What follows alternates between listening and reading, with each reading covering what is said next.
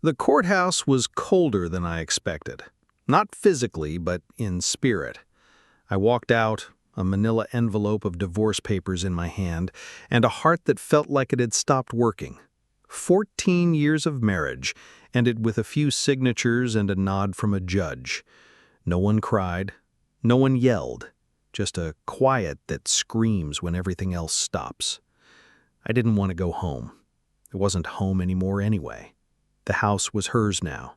I had packed my things the night before, 2 suitcases and my dog-eared copy of To Kill a Mockingbird in my car. Everything else stayed. It was easier that way. Cleaner. With nowhere to go and no desire to see anyone, I checked into a cheap roadside motel on the edge of town. The flickering neon sign read, "Vacancies, cable, weekly rates." The carpet was stained, the air was stale, but it was quiet. That's all I needed. The woman at the front desk was in her mid-40s, with sharp eyes and tired hands. She looked at me like she had seen this before, a man with red-rimmed eyes, no wedding ring, and a suitcase buckling with regret. As she handed me a key card, she said softly, "Room 207. Don't worry, I know it's a good bed. You look like you haven't slept in a while." I paused, surprised by her tone. Not pitying, not probing, just understanding.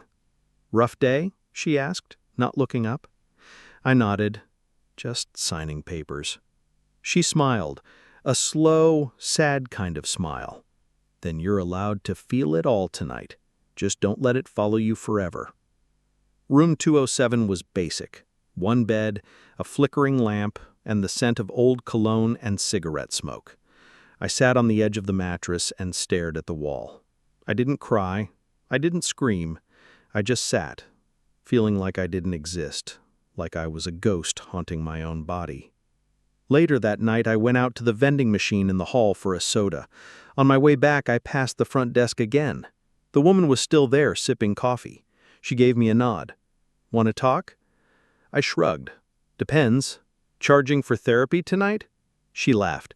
"No, son. I've just seen enough to know when a man's about to drink from a bottle of hurt that's never gonna empty."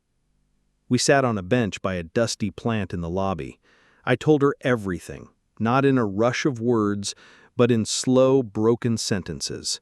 About my wife falling out of love, about the distance, about me trying harder and her trying less. She said I had gotten boring. I whispered that I had become predictable, reliable. Like reliability was a bad thing.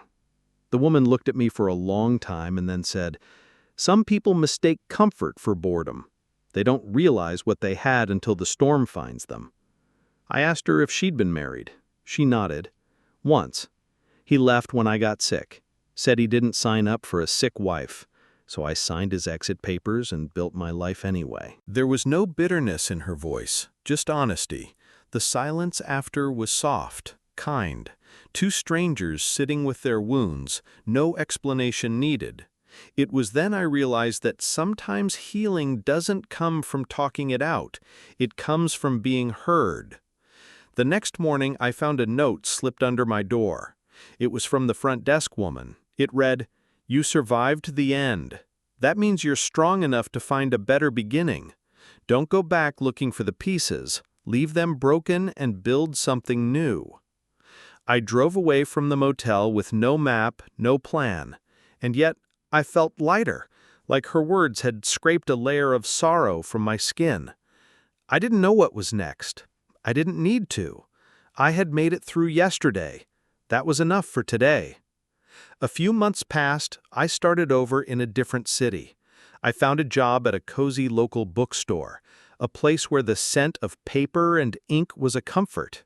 I joined a hiking group, and soon my weekends were filled not with memories, but with the sight of mountain tops and forest trails. I started to laugh again, a real belly-deep laugh. The hurt didn't disappear completely, but it became less sharp. A rock in my pocket instead of a boulder on my back. It was in that bookstore that I met Emily. She came in one afternoon to pick up an order. She had red hair pulled into a messy bun, and her eyes, like her smile, held a warm, playful spark. We started talking about the book she was looking for, 100 Years of Solitude by Gabriel Garcia Marquez. To my surprise, I started quoting passages and she finished them from memory. We discovered our literary tastes were almost identical. We could talk for hours about Jack Kerouac, J.D. Salinger, and Evelyn Waugh. Our first dates were more like bookstore crawls and coffee shop talks, where we'd discuss everything from poetry to silly stories from our lives. With her, I could be myself, without fear of being seen as boring or predictable. She valued my stability, saying it was a rarity, and it made me feel like I was truly a valuable person.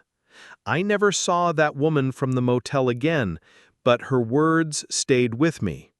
When people ask how I made it through that dark chapter, I smile and say, someone reminded me that the worst day isn't the end. It's just proof that better ones can follow. And I always add to myself that sometimes those better days come with someone who shares your story and helps you write the next chapter.